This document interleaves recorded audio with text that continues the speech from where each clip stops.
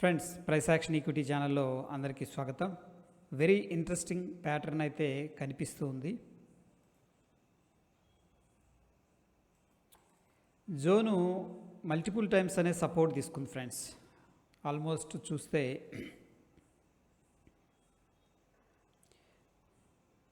ఒకటి రెండు అండ్ ఇక్కడ మనం వీక్లీ టైం ఫ్రేమ్లో ఉన్న చాలా వీక్స్ స్పెండ్ చేసింది ఇదే జోన్లో. అండ్ ఆల్మోస్ట్ థర్డ్ అటెంప్ట్ అనుకోవచ్చు. ఇది 4th, 5th, 6th, 7th, 8th same సపోర్ట్ని 8 టైమ్స్ అనేది టెస్ట్ చేసింది ఫ్రెండ్స్. ఓకే, నా పాయింట్ ఏంటంటే ఈ టైం మనకి ఈ సపోర్ట్ అనేది హోల్డ్ చేస్తుందా లేదా అనేది బిగ్గెస్ట్ ఇంపార్టెంట్ అనమాట. Based on the price action ఏంటంటే ప్రస్తుతానికైతే ఈ జోన్లో బయింగ్ యాక్టివిటీ కనిపిస్తుంది. But be careful. Same situation మనకి ప్రీవియస్గా కూడా కనిపించింది friends. Let me draw this one. Observe చేస్తే ఈ పాయింట్లో కూడా మల్టిపుల్ టైమ్స్ సపోర్ట్ తీసుకుంది.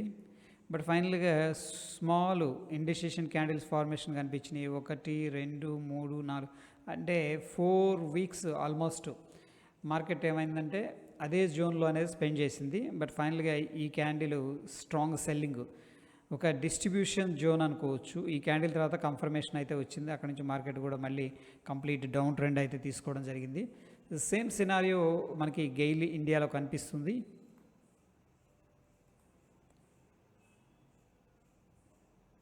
సో ఈ పాయింట్ కూడా వెరీ ఇంపార్టెంట్. మల్టిపుల్ టైమ్స్ మనకి బ్రేక్అవుట్ చేయడానికి ట్రై చేసింది 3 టైమ్స్. బట్ ఫాల్స్ బ్రేక్అవుట్ అంటే ట్రై చేశారు కానీ బేర్స్ స్ట్రాంగ్గా ఉన్నారు అరౌండ్ 115 ఆడ్ లెవెల్స్ దగ్గర.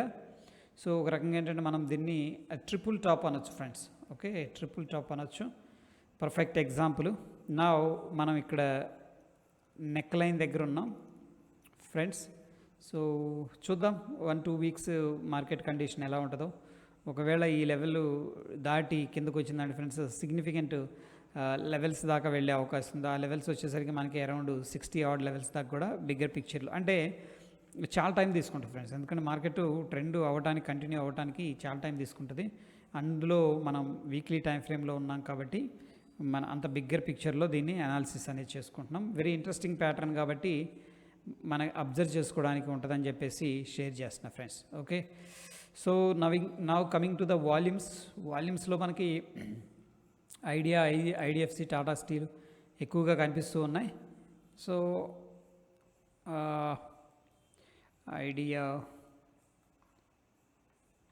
ఐడియాలో స్మాల్ రేంజ్లో ట్రేడ్ అవుతుంది. బట్ ఐడిఎఫ్సి ఫస్ట్ బ్యాంక్ అయితే క్లియర్ బ్రేక్అవుట్ ఇచ్చింది, పైకి వెళ్తుంది. అండ్ టాటా స్టీల్ కూడా మేబీ ప్రాబబ్లీ ఈ లెవెల్ దగ్గర కొద్దిగా స్ట్రగుల్ అవుతున్నట్టు నెక్ లైన్ దగ్గర కనిపిస్తుంది. చూద్దాం. ఒకవేళ వీళ్ళు వెళ్ళాలన్నా ఫ్రెండ్స్ ఇక్కడ ట్రెండ్ లైన్ ఏదైతే ఉందో బిగ్గర్ పిక్చర్లో డ్రా చేద్దాం. ఈ ట్రెండ్ లైన్ అనేది next immediate strong resistance level ఉంటుంది. ఒకవేళ వెళ్ళిన ఈ కన్సోలిడేషన్ నుంచి ఒక ఫ్లాగ్ బ్రేక్అవుట్ చేసి వెళ్ళినా ఈ లెవెల్ అనేది మనకి స్ట్రాంగ్ రెసిస్టెన్స్ లెవెల్ లాగా ఉండే అవకాశం ఉంది. And future and option stocks కాకుండా నిఫ్టీ 500 స్టాక్స్లో వాల్యూమ్స్ అనేది చెక్ చేద్దాం. సో జొమాటో ఆల్రెడీ మనం డిస్కస్ చేసుకున్నాం ఫ్రెండ్స్. డైలీ టైం ఫ్రేమ్లో మంచి వాల్యూమ్స్ అనేది కనిపిస్తున్నాయి అండ్ 6%. దాని తర్వాత ఆర్బీఎల్ బ్యాంక్ డిస్కస్ చేసినట్టున్నాం లాంగ్ సైడు. అది ఎక్కడుంది ఆర్బీఎల్ బ్యాంక్? ఓకే ఫైన్, చూద్దాం. నా టాప్ వాల్యూమ్స్లో జొమాటో ఉంది. జొమాటో మంచి వాల్యూమ్స్ అయితే పికప్ అయినాయి, అంటే డిప్ ఆన్ బై అనేది జరుగుతుంది. సో ఫ్రెండ్స్, జనరల్గా ఈ లెవెల్ అనేది బ్రేక్అవుట్ జరిగినప్పుడు మనకి 1, 2, 3 అండ్ ఆల్మోస్ట్ 4, 5, 6 లెవెల్స్ బ్రేక్అవుట్ అయినాయి. ఇప్పుడు సపోజ్ రేపు మార్కెట్ అనేది వీక్గా ఉందనుకుందాం. ఫర్ ఎగ్జాంపుల్ గ్లోబల్ కీస్ ఏదన్నా కానీ మళ్ళీ ఏంటంటే వెరీ క్విక్గా వస్తారు, ఈ లెవెల్ దగ్గర రెడీగా ఉంటారు ఇది ఇక్కడ బై చేసిన వాళ్ళు. ఎందుకంటే ఇది ఎనదర్ అటెంప్ట్ ఫ్రెండ్స్. ఓకే, ఒకవేళ ఈ లెవెల్ కూడా బ్రేక్ డౌన్ అయిపోతే ఒకవేళ మనకి ఇక్కడ బిగ్గర్ పిక్చర్లో సపోర్టు మళ్ళీ ట్రెండ్ అనేది యూటర్న్ తీసుకునే అవకాశం ఉంది. సో ఆల్ టుగెదర్ ఏంటంటే మార్కెట్ పుల్ బ్యాక్ అయిందంటే స్ట్రాంగ్గా, ఎందుకంటే బిగ్గర్ పిక్చర్లో మార్కెట్ అన్ని పడిపోతున్నప్పుడు ఇది కూడా పడిపోద్ది. So next trigger point up side around ఏంటంటే ఈ జోన్లో ఉండే అవకాశం ఉంది. Okay, that is what I have observed. Okay fine. And Renuka sugars and any monthly yeah good attempt, స్ట్రాంగ్గా పైకి వెళ్తుంది విత్ గుడ్ వాల్యూమ్స్తో. అండ్ ఎస్ బ్యాంక్ అయితే మనకు అంత ఇంట్రెస్టింగ్ ఏం లేదు, వీక్లీలో చూద్దాం. అండ్ టాటా స్టీల్ చూసాం, Kalyan jewellers, okay fine, bank Baroda and India bulls housing finance ఇంట్రెస్టింగ్గా ఉంది ఫ్రెండ్స్. అండ్ చూద్దాం బిగ్గర్ పిక్చర్లో మనకి అట్లీస్ట్ ఏంటంటే ఈ ట్రెండ్ లైన్ అయినా బ్రేక్అవుట్, అదే ఈ ట్రెండ్ లైన్ అయినా టచ్ చేయొచ్చు ఓకే అని అనిపిస్తుంది నాకు. That is what I'm expecting based on the price action. ఈ లెవెల్ అనేది బ్రేక్అవుట్ జరగాలి ఫ్రెండ్స్. అట్లీస్ట్ బ్రేక్అవుట్ జరిగితే ఏంటంటే మనకి ఇక్కడ 120 అనేది క్లోజింగ్ బేసిస్లో స్టాప్ లాస్ అనేది పెట్టుకోవచ్చు. అండ్ నెక్స్ట్ మనకు ఉన్న స్ట్రాంగ్ హడల్ ఏంటంటే స్లోగా వెళ్తుంది మార్కెట్, కన్సాలిడేషన్ తీసుకొని స్లోగా వెళ్తే నెక్స్ట్ ఈ లెవెల్ అనేది మనకి ఎగ్జాక్ట్గా దీన్ని కొంచెం ఎక్స్టెండ్ చేద్దాం, అరౌండ్ 200 లెవెల్స్ అనుకోవచ్చు ఫ్రెండ్స్. ఓకే బిగ్గర్ పిక్చర్లో 200 లెవెల్స్లో రెసిస్టెన్స్ ఉంది. BHL nice, ya this is also very interesting. Volumes అయితే రైజ్ అవుతున్నాయి హెచ్ఎఫ్సిఎల్లో కూడా, బట్ ఇవి పెన్నీ స్టాక్స్, వీటితో చాలా జాగ్రత్తగా ఉండాలి. Okay and yeah friends, and డైలీలో ఇదైతే clear breakout zone friends. Already discuss చేసుకున్నాం ఫెడరల్ బ్యాంకు ఈ ఎల్లో మార్క్స్ అనే ప్రీవియస్ వీడియోస్లో. సో బ్రేక్అవుట్ దగ్గర చాలా స్ట్రగుల్ అయింది. ఇక్కడ చూడండి హ్యూజ్ వాల్యూమ్స్ వచ్చినాయి బ్రేక్అవుట్ చేయడానికి. ఈ లెవెల్ అనేది multiple times resistance level friends, నవంబర్లో వచ్చింది. అండ్ కైండ్ ఆఫ్ జోన్ ఇది. ఫైనల్గా ఏంటంటే 1, 2 ఆల్మోస్ట్ థర్డ్, ఫోర్త్ అటెంప్ట్లో బ్రేక్అవుట్ చేయడానికి ట్రై చేశారు, కానీ సెల్లర్స్ స్ట్రాంగ్గా ఉన్నారు. బట్ కొంత కన్సాలిడేషన్ తర్వాత స్టేబుల్ అయ్యారు. చూడండి ఫ్రెండ్స్, మళ్ళీ రీటెస్ట్కి రావడం అనేది జరిగింది. ఒక్కొక్కసారి మార్కెట్లో స్ట్రెంత్ లేకపోతే వీక్ స్టాక్ అయినా ఇమీడియట్గా పుల్ బ్యాక్ చేస్తారనమాట, ఆ ఎబిలిటీ ఉంటుంది. సో ఎనీహౌ ఏంటంటే బ్రేక్అవుట్ లెవెల్ 107, దాని తర్వాత 127, 20 points. It's a great again breakout అనొచ్చు, ఎందుకంటే 20% return. And moreover friends, Ashok Leyland అనే స్టాక్ వచ్చేసరికి friends I think GE ship యార్డేనా, యా ఇది మంత్లీలో బ్రేక్అవుట్ అయింది, వీక్లీలో మనకి యా ఈ లెవెల్ దగ్గర. ఇది ఇంతకుముందు వీడియో చేసుకున్నట్టు గుర్తుంది నాకు. జీఈ షిప్ యార్డ్ ఇది previous resistance level.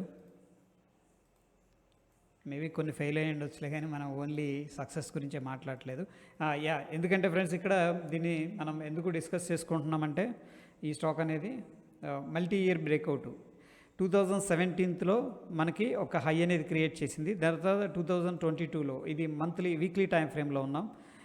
That is the reason అనమాట. నెక్స్ట్ ఇంకొక చార్ట్ అనేది ఉంది, పేరు గుర్తు రావట్లేదు ఫ్రెండ్స్, అది నేను ప్రాబబ్లీ ఇక్కడ పిన్ చేయడానికి ట్రై చేస్తాను. అది కూడా multi year breakout stock. So దీంట్లో ఏంటంటే మనకు మంచి పొటెన్షియల్ ఉంటుంది. మల్టీ ఇయర్స్ అంటే ఆల్మోస్ట్ ఎన్ని ఇయర్స్ స్పెండ్ చేసింది ఇక్కడ, that is very important. Time duration అనేది చూద్దాం ఫ్రెండ్స్.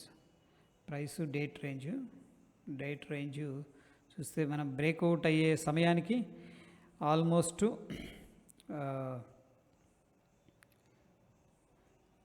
1918 రోజులు స్పెండ్ చేసింది. సో ఒకసారి క్యాలిక్యులేషన్ చేద్దాం. 1918 రోజులు, 1918 డేస్ డివైడెడ్ బై 365 రోజులు. ఓకే ఫ్రెండ్స్, అంటే 5.2 years range breakout friends. 5.2 years ఇదేంటంటే ఒకటే రేంజ్లో ఇక్కడికి రేంజ్ రావడం, హై రావడం, మళ్ళీ కిందకి వెళ్ళిపోవడం, మళ్ళీ ఇక్కడికి రావడం, ఒక రౌండింగ్ బోటమ్ ఫార్మేషన్ అనుకోవచ్చు కూడా దీన్ని. ఓకే, ఎంత అక్యుములేషన్ ప్రాసెస్ తీసుకుంది, చాలా టైం తీసుకుంది. 5.2 ఇయర్స్ అక్కడి నుంచి బ్రేక్అవుట్ వచ్చింది అండ్ గుడ్ వాల్యూమ్స్తో. ఒకసారి మొత్తం డిలీట్ చేద్దాం. బ్రేక్అవుట్ అయిన క్యాండిల్ ఇది ఫ్రెండ్స్. మనకి బ్రేక్అవుట్ అయిన వాల్యూమ్ చూస్తే 436K. ఓకే, యావరేజ్గా 300, 400 ఆ రేంజ్లో ఉంది. ఎనీహౌ ఏంటంటే గుడ్ స్ట్రెంగ్త్తో బ్రేక్అవుట్ అయింది. అండ్ ఓవరాల్గా అన్ని షిప్ యార్డ్ సంబంధించిన స్టాక్స్ అన్నీ కూడా మంచి మూమెంట్లో ఉన్నాయి.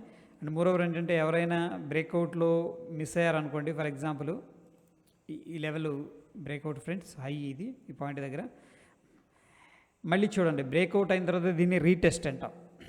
ఓకే, ఈ పాయింట్ దగ్గర మేబీ ఎంట్రీ తీసుకున్న వాళ్ళు కానీ, ఈ పాయింట్ దగ్గర ఎంట్రీ తీసుకున్న వాళ్ళు కానీ, అరే మంచి చూశారు, వాళ్ళు ఎనాలిసిస్ చేసేసరికి ఇక్కడికి వెళ్ళిపోయింది, కానీ మనకి మనసులో ఉంటుంది ఇక్కడ కొనటం అని ఇక్కడ కొనటం చాలా డిఫరెన్స్ ఉంటుందని.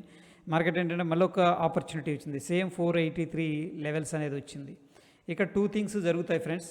ఓకే, వీక్ హ్యాండ్స్ ఏమో షేక్అవుట్ చేయబడతాయి. సో ఎవరైనా రియల్గా బై చేసినా లేదు ఇది ఫాల్స్ బ్రేక్అవుట్ అని చెప్పేసి, లేకపోతే భయం వేసి ఎగ్జిట్ అయిపోతారు, ఒకటి జరిగిద్ది. రెండోది ఏంటంటే రీటెస్ట్, రీఎంట్రీ ఆపర్చునిటీ కూడా కల్పించడం అనేది జరుగుతుందన్నమాట. సో ఆల్ టుగెదర్ ఏంటంటే మనం స్ట్రాంగ్ కన్విక్షన్తో ఉండాలి, అంత ఈజీ కాదు. హోల్డింగ్ చేయడం కూడా ఒక గుడ్ సైకాలజీ, స్ట్రాంగ్ సైకాలజీతో మనం ఉన్నప్పుడే మనకి రిటర్న్ అనేది రావడం జరుగుతుందన్నమాట. Okay, yeah. దాని తర్వాత ఫ్రెండ్స్ మనం ఒకసారి బ్యాంక్ నిఫ్టీ అనేది చూద్దాం టుమారో ఎలా ఉంటుందని చెప్పేసి. సో దాన్ని బట్టి బ్యాంక్ నిఫ్టీ అనాలిసిస్ కూడా అడిగారు. సో ముందుగా max pain 39,000 as of the 39,000 spot price 37,178 అంటే 178 పాయింట్స్ కిందకు చూపిస్తుంది. ఓకే, ఎనీహౌ మనం ఓపెన్ ఇంట్రెస్ట్ అనాలిసిస్ అనేది చూద్దాం. చూస్తే ఫ్రెండ్స్ మనకి 40,000 కాలు హెవీగా సెల్ చేశారు, 39,500 కాలు హెవీగా సెల్ చేశారు, బట్ 39,000 పుట్టు మాత్రం అగ్రెసివ్గా సెల్ ఉంది. రేపు మేబీ గ్యాప్ డౌన్ అయితే చూద్దాం, రేపు మార్నింగ్ అనేది అప్డేట్ చేస్తాను క్లారిటీగా ఎక్కడ ఓపెన్ అవుతుంది ఎస్జిఎక్స్ నిఫ్టీని బట్టి చూద్దాం. బట్ ఎనీహౌ ఏంటంటే 30,000 దగ్గర 39,000 దగ్గర స్ట్రాంగ్గా పుట్స్ సెల్లింగ్ అయితే చేశారు. వీళ్ళు ట్రబుల్ అవుతారు ఒకవేళ గ్యాప్ డౌన్ జరిగింది. దట్ ఈస్ ద రీజన్ అంటే స్ట్రాంగ్ అన్వైండింగ్ జరిగే అవకాశం ఉంది. సో ఫ్రెండ్స్ రేపటి రోజున మార్కెట్ 39,000 కింద 5 మినిట్స్ అట్లీస్ట్ 3 to 5 మినిట్స్ అనేది స్పెండ్ చేసిందంటే వీళ్ళు ఏం చేస్తారంటే షార్ట్ రికవరీ చేస్తారు. వీళ్ళు ఆల్రెడీ షార్ట్ చేశారు కాబట్టి ఇమీడియట్గా రికవరీ చేస్తారు. దట్ ఈస్ ద రీజన్ అంటే పుట్ ప్రీమియమ్స్ స్పైక్ అయ్యే అవకాశం ఎక్కువగా ఉంది. ఆల్ టుగెదర్ ఏంటంటే మనకి అగైన్ నిన్న 39,000 కాల్ కూడా నిన్న డేటా అంటే ఫ్రైడే డేటా ప్రకారం యాడ్ అయితే జరిగింది. ఆల్ టుగెదర్ కొంత బేరిష్నెస్ అయితే మార్కెట్లో కనిపిస్తుంది friends, based on the open interest analysis. ఒకసారి బ్యాంక్ నిఫ్టీ చార్ట్ అనేది చూద్దాం. బ్యాంక్ నిఫ్టీ బ్యాంక్ స్పాట్ వీక్లీలో బాగానే ఉంది, బట్ గ్లోబల్ క్యూస్ అనేది సపోర్ట్ చేయట్లేదు. యా ఫ్రెండ్స్, మనకి ఈ పాయింట్ దగ్గర అయితే మనకి కన్సోలిడేషన్ తీసుకుంది, హైన్ అయితే బ్రేక్అవుట్ చేయలేకపోయింది, చాలా టైం స్పెండ్ చేసింది. ఇదంతా కూడా ఒక ఇన్సైడ్ రేంజ్ అనమాట, ఫైన్. దాని తర్వాత స్ట్రాంగ్ క్యాండిల్ అంటే గ్యాప్ డౌన్ అయింది, మళ్ళీ గ్యాప్ అయితే ఫిల్ చేశారు ఫ్రెండ్స్ ఇక్కడ. ఓకే, చూద్దాం రేపటి రోజున ఒక స్ట్రాంగ్ క్యాండిల్ వచ్చిందంటే కొంత నెగిటివ్ సెంటిమెంట్ అనేది మార్కెట్లో సంతరించే అవకాశం ఉంది. ఎందుకంటే ఇక్కడ ఇండెసిషన్ ఫార్మేషన్ ఉంది. ఒకవేళ రేపు కన ఈ విధమైన క్యాండిల్ స్ట్రాంగ్ సాలిడ్ క్యాండిల్ వచ్చిందంటే మళ్ళీ ఏంటంటే down side another trend line అనేది ఫార్మేషన్ జరిగే అవకాశం కనిపిస్తుంది ఫ్రెండ్స్. ఈ ట్రెండ్ లైన్ అనేది మనకి నెక్స్ట్ ఇమీడియట్ లెవెల్స్ అనమాట, వాచ్ చేయాల్సిన లెవెల్స్. ఓకే ఫ్రెండ్స్, చూద్దాం ఎలా ఉంటుందని చెప్పేసి. That's it for the day friends. Happy trading.